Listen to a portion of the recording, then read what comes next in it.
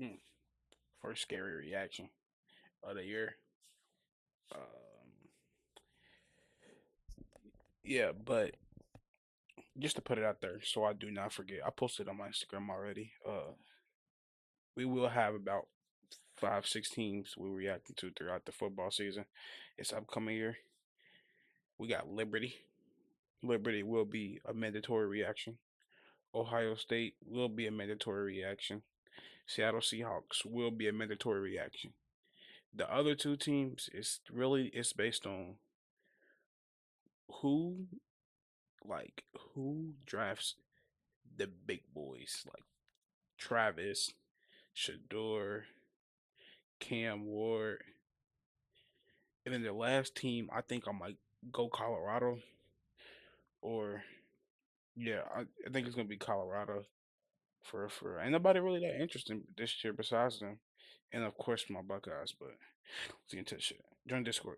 Needs $700,000. On November 6, 2015, a Reddit user named Bangarang made a deeply concerning and odd post on the Bangarang. site reading, "Need $700,000. What do? I need it by January 2016 or I'm dead from the mob. What are my options though?" Now, if this was posted in subreddits like r/advice or That's r/help why you me, shouldn't people be would doing have stuff taken it like more that, chat. seriously. However, Stay for whatever sober. reason, Don't get Bangarang pulled over. decided to post this plea for help in r/sadboys. This is a subreddit for the fans of the Sad Boys music collective that emerged in the early 2010s, primarily associated with Swedish rapper Young Lean and his music group Sad Young Boys. Lean. So, a Sad completely boys. unrelated post like this left most people confused about what it meant. Not sure if this is real. So confused. What is this? Some users wondered if this was some obscure reference to Sad Boys music. Is this a reference to Lean being worth $700,000? However, most users quickly realized that Bangarang was serious Dude, when he your began money up, responding not to your some of the funny less up. serious joke comments with sincere replies. "Let me ghostwrite your next mixtape. I need all the help I can get." But that's when the post took a disturbing turn. One user jokingly told the OP to end it by jumping off a bridge and shoot himself while falling. However, instead of getting offended, Bangarang replied with something that made everything way more unsettling. "Think they'll get to me before I can make any moves." Alongside this, he posted a link to an eerie photo, a group of men standing in the middle of a street with multiple cars lined up behind them. The way the photo was framed suggested that OP took it while hiding in the bushes, as if he was watching from a distance, afraid to be seen. At this point, people wanted answers, and after some back and forth in another thread, Bangarang finally explained what had gotten him into this situation. "Was involved in a fight where an 18-year-old kid was killed. I was on drugs and had a bad temper. I was Stay always sober. protective of my friends, especially John. John was in a band and was taking off. He had a Facebook page, so he deactivated it. He made a new one. One of his friends that made a new one got real mad that he deleted the old page and thought he didn't want anything to do with her or his old friends because of the new fame and band. John tried to explain to her that wasn't the case. When he tried to, I peered over John's shoulder, read their texts, and got heated. I started trash talking the girl. She got her boyfriend's friends to meet me and my friends out in the desert for a brawl. One of the guys there was with the gang members' guys group and pulled out a gun to shoot me and my friends. One of my friends grabbed the gun from him and ended up shooting the guy and killing him, the dude that pulled out the gun in the first place. Then, after the fight, I violated my probation. The cops were already after me for drug use. They found out I was involved in the fight and the shooting of the guy, and they added the battery charge. I wasn't charged with murder, but was involved in the fight, which is why they added assault and battery charges, plus the probation violation. But I continued with drug use and violated my probation by leaving the state. Now I'm sobered up, I just turned 23, and I'm in a real bad place with some people from the past. While these responses provided some important context for OP's situation, it still didn't explain why the mob was after him now, or how having $700,000 would help him I can stay understand why alive. a gang By was this after him point, because people he had killed the stopped gang joking. member, but It was like, clear that this was most likely real. One why user is the finally mob spoke up, after saying you? what everyone else was thinking. "First of all, why are you posting this here? Second, run, get out of town." To which OP replied, "I got no one." After learning about his sheer helplessness, user PizzaMan2345 chimed in with some detailed and practical advice to help Bangarang escape with his life.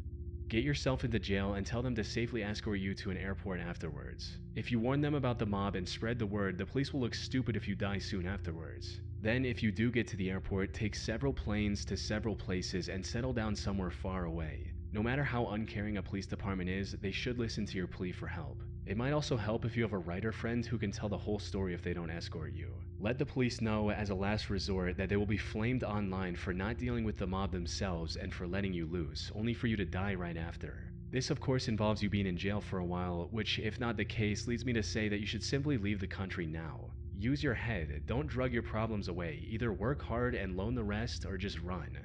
Unfortunately, we'll never know if this advice helped him or not.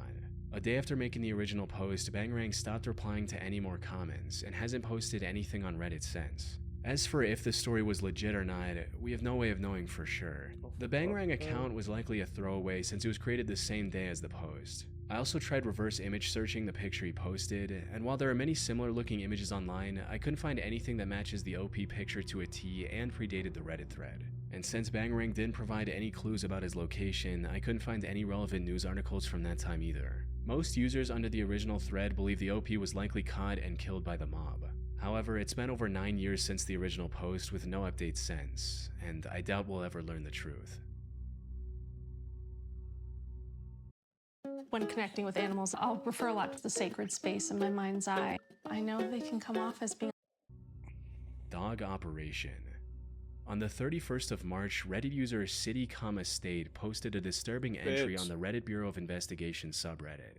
The title of the entry was, "What could have been the reason why someone operated on my dog?" It read, "I originally posted this to another sub, now deleted, and was insisted that I repost this here instead. I live alone in a suburban area, and when I go..." What does he mean somebody operated on his fucking dog? Like surgery? Go out, whether it's for work, social gatherings, shopping, or whatever, I leave my dog, he's a Labrador, to play in my backyard with plenty of food and water. He's a pretty healthy dog, normal weight, and had nothing wrong with him.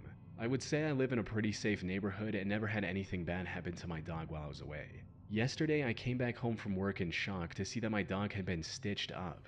In shock, I immediately rushed to him, called and took him to a vet. I visit the vet for checkups, so the vet knows him. Strangely, the doctor who was inspecting him said that whoever was operating on him actually did a pretty good job, and for whatever reason took out part of his fat. The wounds are of both his lower and upper belly, pictures here. Luckily, he isn't in any danger, but the doctor said he would be in some pain for some weeks, normal for wounds. I was prescribed painkillers and antibiotics for my dog. I was also given a cone for him to wear so he wouldn't lick his wounds. Naturally, I asked him if a Labrador came into the vet today, as in yesterday, and he and the receptionist said no, and they said to their memory it's the first time they saw my dog that day. So this got me and my doctor thinking, either someone operated on him or someone took him to another vet and got him operated for whatever reason. In the meantime, I have reported this to the police and have called other vets around my town, and no luck as of yet. Due to this, I am still unsure what could have caused this. Who and why would someone take parts of fat out of my dog? I don't have any enemies nor any past relationship partners come to mind who may do this. I've also spoken to some neighbors and they said they didn't notice anything strange around the neighborhood or near my house. I also don't have any cameras.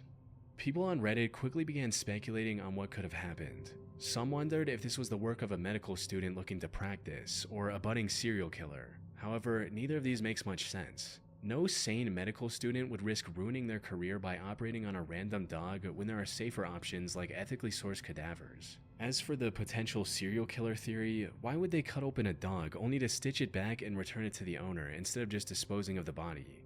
But there were some more reasonable theories as well, stating that the dog must have injured its stomach while jumping over the fence. Someone then saw the wounded dog and took it to the vet for treatment before leaving it back in OP's yard. Or maybe the dog successfully jumped over the fence only to get hit by a car, and the person driving the car took it to the vet and dropped it off after the operation. However, a major flaw in both theories is why the person who took it to the vet didn't leave a note explaining the situation. If it was an accident, maybe the person didn't want to get in trouble. But even then, leaving an anonymous note would have been the right thing to do.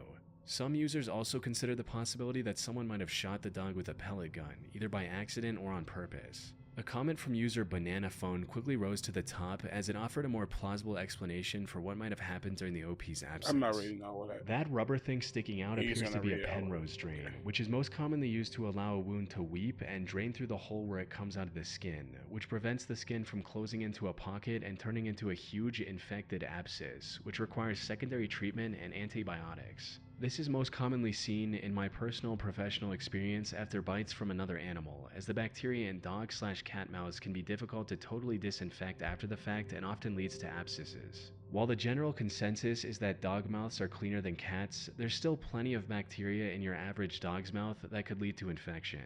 That drain will need to be removed in a few days to a week after the risk of infection is passed. My guess would be, with the size of the incision, another dog got into a fight with yours, whether it jumped the fence into your backyard and picked the fight itself, or somehow your dog was accidentally able to be out of his fence, and the owner felt guilty but did not want to get sued or put their dog down. I double this hypothesis because if they put him back, they knew where he lives, and that means he was probably inside the fence when the incident occurred, and hiding the conflict probably means his dog has a history of aggression, to the point where it jumped your fence and attacked. I suspect a pellet/gunshot less because anyone who would shoot a dog in its own yard is probably not going to have the moral compass to get it treated. Another user, Decent Writer, also backed this theory with a personal anecdote reading, "I'm almost 100% sure someone who has a dog with a bite history attacked your dog and they did not want to get caught. I have a dog with a bite history. If he bit someone or an animal a second time, it would be disastrous, and myself and my partner would both be in jail. They likely got off with a small charge the first time and are on probation, already paid out a ton of money to whoever was the first victim, and cannot risk a second person suing them. We've been going through the process for our one dog bite for over 2 years. It has been miserable every single step of the way, and I'm sure that's what has happened here. I'm sorry, it sucks so much. Hopefully they feel guilty I'm never letting a nigga tell me again his dog don't bite. We gonna be in this bitch boxing. That motherfucker open his mouth at me, bro. and come forward to you one day, in which case you have 2 years from the day of the incident to sue them in a civil court case. I know this because I'm on the other side of that civil lawsuit as we speak. That said, after further questioning from other users, the OP shared additional details about the situation, debunking many of these theories in the process. Edit. People have been asking about my fencing. I'm about 5'8", and the main fencing is taller than me. The side fence is about half my height. However, there are other properties around those fencing. So if another dog, for example, got in, I would think the neighbors would have noticed, as the other dog would have needed to go through their properties first before reaching mine. People also are asking if my dog is known for jumping over stuff. No, he's not. So that's why I don't think he hurt himself while jumping over the fence. But that doesn't mean another dog jumped over to him. One of my neighbors, right next to the one of my shorter fence, has a dog of his own. But it's a small poodle, and I don't think they could have done that to a Labrador. Plus, neither of them has shown aggression to each other, from what I've seen. They usually don't even pay each other's mind. No other organs are missing, according to the vet, just the fat removal. It was not a car crash. He has no bones broken, bruises, or anything like that. There was blood, but only around him, normal amount, not anything crazy. So either someone did it and cleaned it, or it was done elsewhere. The picture was taken the day after the vet, the day I made this post, after they examined and gave him a proper clean around the wounds. At least one of my neighbors in the surrounding fencing has a camera, to my knowledge. The footage has been examined by the police and myself, and we couldn't see anything out of the ordinary. The police said they will be going around to see for any other footage. However, with this additional information, the OP mentioned something that made many people question whether any of this was real to begin with. They mentioned that they were gone out for work from 10 a.m. to 3 p.m. for 5 hours, which is not typically enough time for someone to take their dog to a vet, get a complete surgery, and drop it back without getting caught. As one user pointed out, "This whole thing strikes me as suspicious. I've worked in both private practice and ER. OP says they were gone for 5 hours. Even if it happened right when they left, 5 hours is a really short amount of time for this size of wound repair when you factor in anesthesia, sedation, clipping, cleaning, sometimes takes longer than the actual suturing to remove hair, debris, dirt, etc., then flushing and cleaning the wounds, cutting the skin to remove sections that wouldn't heal well, then actually suturing it, including drains, post-anesthesia/sedation recovery. White dogs plus a bunch of blood requires a bath to remove all the blood. Not to mention the time it takes to get the dog there, check the dog in, get consent for treatment, discharging and explaining meds, paying for it, getting the dog back to OP's yard. But this makes me wonder if it could have been done in this time frame if the surgery wasn't done at a professional veterinary hospital. Maybe the person involved in the incident had a surgical background and did everything themselves off the books. However, this is all speculation, and unfortunately not long after this update, the OP deleted their account and didn't post any new updates on what happened. But before that, the OP did make a post stating that the police were investigating this as a criminal case. However, given their complete silence over the past 4 years, it's unlikely we'll learn if anything ever came of that. Fucking crazy, bro. One of the easiest things you can do to increase your chance of getting recruited to play college sports She's kind is of to fine create shit a though. I free can't lie. NCSA. Fuck off my screen. Fraudulent nurse. On January 16th, Fraudulent. How do you fake a 2021, being a user nurse? PaganPrincess22 made a Reddit post recounting her strangely terrifying experience at a hospital. The post read, "A woman posing as a nurse stole my blood from an Indiana, USA emergency room in 1996 or 1997 when I was 5 or 6 years old. Hello everyone, I'm not sure if this is the correct place, so please feel free to direct me to a better The subreddit fuck? if there is one. I've flared it as a cold case What? because it happened 23 years ago, but there were no charges filed, to my recollection, and I don't remember a case being made from it. This is a strange story, and I was 5, maybe 6 when it happened, so I don't have a lot of the details. I had recently told my younger sister about this story, and she encouraged me to look into the incident more and see if I could find out either who this person was or if there was a larger pattern of behavior during the time frame. I'm interested in any information you all have to offer / can find on the matter, as I truly just want to satisfy some curiosity. I'm 99% sure any statute of limitations is up, and I'm not interested in reporting something so weird and from so long ago to the police for them to tell me there's nothing that can be done. Now onto the story. When I was around 5 or 6, I got a pretty bad nosebleed that wouldn't stop. I eventually started throwing up big clots of blood as well, and my mother took me to the ER. This would be in / around the Sunman or Indianapolis area in Indiana, USA, but I do not know the name of the hospital. At the time, beds were separated. Funny part about that is I can see New Albany, Indiana from my back window. Not this window, but the ones on the other side. That's fucking crazy. Only by curtains on ceiling racks and not individual walled rooms. My mother had left my room to speak to a doctor. I know she left, and a woman I did not know came in shortly after she left. She was white, had medium brown hair, and looked to be in her 20s or 30s. She was wearing a blue scrub shirt with puppy dogs on it and unmatched pants. I want to say she was not wearing scrub pants, but rather jeans or maybe sweatpants. I know they did not match her shirt, which stood out to me. The other nurses and doctors I saw only wore solid colored scrubs and were all matched. She I said she have needed to scrubs. take some blood I was and in a pulled the nursing tools to do class. so I from her hated it. scrub pockets, not a I, phlebotomy I cart. like She stuck me and started drawing imagine like being in a class full of nothing but females, and you're the only nigga in that classroom. Awkward. blood, somewhere around 5 to 7 Awkward. vials of it, but potentially more. On the last vial, we heard my mom and a doctor coming back towards the room. She hurriedly ripped the tube from my arm before the last vial was full. It spilled some blood. She did not give me a band-aid or gauze. She just left me bleeding and shoved everything back into her pocket, then ran from the room. She ran to the left, and my mom and doctor entered from the right. The doctor said a nurse would be with me soon to draw some blood and run some tests. I told him a lady had already taken my blood, and he asked what she looked like and where she went. I described her. He turned wide-eyed to my mother and said, "She doesn't work here," and ran out of the room to the left. I heard some loud voices, there was a lot of commotion, but I don't remember anything past that point other than just feeling dizzy and now scared that some strange woman had my blood. I've never been able to find out what happened, who this woman was, and if she was ever caught, or if this type of thing was happening across the country at the time. I have no idea. Let me know if there's any Hell, other like information I that's could provide to make it easier to find out what happened to my blood. Edited a typo and to add, my mother is not a great source of information when it comes to my early life, or her life, or anything really, as she has some of her own issues. Several years ago, when I was a teenager, confirmed the details I remembered, then refused to talk further about it and asked me not to bring it up again. She claims she does not remember the name of the hospital, the name of the doctor, or other details I was asking for at the time. What makes this story so terrifying is how real it feels. Most children are already afraid of doctors and needles, so the idea of someone posing as a nurse to steal blood is horrifying. One user responded with a theory stating, "Are there any chances that you are adopted?" Suggesting that the mysterious woman was OP's real mother who wanted her blood for DNA testing.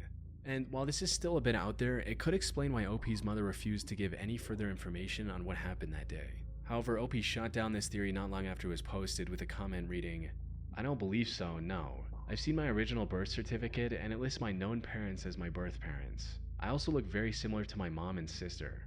The most yeah. plausible theory came from user OSnapdragon22, who suggested that OP might be misremembering details that make this situation a lot more horrifying than it actually was, stating, "Nurse here, phlebotomists sometimes wear different scrubs. It seems highly unlikely that someone stole your blood and put them in tubes. Those tubes are full of various additives for different diagnostic testing. If I were to steal your blood, I would use a bag instead. Not like I would steal blood or anything, just making a point. It seems highly weird that a civilian would have the necessary tools / tubes to complete this lab draw. Many blood draws are done with equipment carried in scrub pockets, so not having a cart is not atypical. Supplies in hospitals, especially needles, are required to be locked per Joint Commission/DNV for obvious reasons: drug users, children. Also, blood draw carts are actually an infection risk in some cases. Lastly, hospitals are extremely stranger unfriendly. Every nurse and tech knows who's supposed to be there and who's not. Even when you're a coworker that has been floated from another floor to assist, you are treated as an outsider, and many coworkers still stop and ask you what you need/what you're doing there. This was most likely a flashbulb memory instance, as you were 5 and have a childlike recollection of events, and said yourself that your family/parent is a poor historian. I hope this provides some reassurance for you. I'm not trying to diminish what you're saying, just mentioning that from my experience it seems highly implausible. P.S. A doctor saying someone doesn't work, that is also ridiculous, as doctors do rotations, don't stay on one floor permanently, and typically do not know all staff members working in a given unit at a time. Pagan Princess 22 is still fairly active on Reddit, but she hasn't posted any new information about her story. Who knows, maybe one day her mother will come clean about what she knows and will finally learn what happened to OP on that day.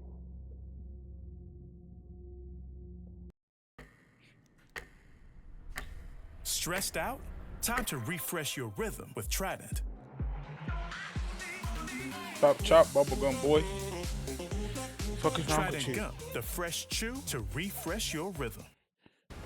Play War Thunder now. Join millions Fuck of War players Thunder. across the globe in massive battles on Poisoned. On May of 2013, a user made a chilling confession on the Off My Chest subreddit with a disturbing title that read, "My mother has poisoned me. Ever since I became an adult about a decade ago, my mother has been against me moving out of the house. I finally got a job as a line cook 3 years ago. My mother and the rest of my family, which includes my sister and father, has been against it, mainly saying that such a job cannot sustain me," which was true. They also said I would hate working, which turned out to be false. About a year and a half later, I quit due to health reasons. The following spring, I got a new job as a computer programmer. While they seemed supportive at first, my mother and sister, who I lived with, gradually became hostile. Eventually, I moved out of the house. About a month later, I lost my job, and about 3 months later, moved back home. Everything was cool at first, but as I was getting calls from recruiters and going to job interviews, they gradually became more hostile again, accusing me of being distant and not caring for them. However, they seemed to be very controlling and hateful of the fact that I wanted to move out and wanted a decent job. So last month, I finally got that job as a computer programmer again, but it was out of town. I had just enough money to relocate to the new city. They became very hostile starting a few days before I left, accusing me of not loving them, of hating them. On the day before I was scheduled to leave, my mother gave me 2 of the styrofoam ramen noodle cups and tore that cardboard covering that normally comes with it and threw it away. I was suspicious that they would try to sabotage my life, so I was careful in not trying to anger them. She gave me a few more food items, which I didn't use, to take on the trip with me. When I arrived at my new city and entered my hotel room, I chilled out. I was to go to work the next day, so after the first day of work, I ate a cup of ramen noodles and felt ill. I knew that feeling because my sister fed me something that made me feel the same way in late 2011, which I then assumed was because of my recent illness. I felt weak, lightheaded, and short of breath. I drank water to make me feel better because that's what I did last time that happened to me. Over the week, my mother kept calling me, making sure to remind me to eat my ramen noodles. I was short on cash then, waiting for my first paycheck. I never told her that I ate it. I suspected then that I had been poisoned, and after doing some Googling, believed it was cyanide. Now, that is something that you should never have to think that your own mother would do that to you. So I resisted that thought because I simply could not bear to think that. So I went to cyanidetest.com and ordered a kit, and I tried it. Now, look at the graphics and the video on this page. Now, here are the results of my test. I guess I'm going to have to call the cops, and I will never speak to my family again. The results exposed the truth the OP desperately didn't want to believe. He was being poisoned by his own family. Thankfully, the amount of poison in 1 cup of noodles wasn't enough to be lethal, but eating that second cup could have easily delivered a fatal dose. Luckily, he was able to escape with his life. After reading this post, the vast majority of people urged OP to contact the police and stay away from his family. And that's exactly what he did. Unfortunately, the police weren't as helpful as everyone would have hoped. Nah, that's Update fucking 8:45 crazy. a.m. I am currently in Topeka, Kansas. I work downtown in a government office building which has a police Ain't that the department. capital? I visited the Capitol Police Station here and spoke to an officer. I showed him the evidence and he said he could do nothing about it since the package was opened and might have been contaminated. So, does anyone have ideas? Had things ended here, this could have gone down as one of the most unsettling mysteries in Reddit's history. But unlike other disturbing Reddit threads, this one surprisingly had somewhat of a conclusion. You see, even though this was a throwaway account, OP returned to Reddit in October of 2013 and gave an update on his whereabouts. I was only able to file a police report, but only that so far. The police do not have enough evidence to investigate. I've gotten no contact with my family. I currently live in a cheap motel in Topeka, Kansas. Yesterday, after getting home from work, I work for the Kansas state government as a software developer. The lady at the front desk told me that my mother called them to speak to me. For security reasons, the motel needs both the name and room number, and my mother didn't have my room number. She didn't even attempt to call my cell phone, which makes me believe that she just wanted to know if I was staying there and where. And a few months later, he posted one last comment assuring everyone of his safety.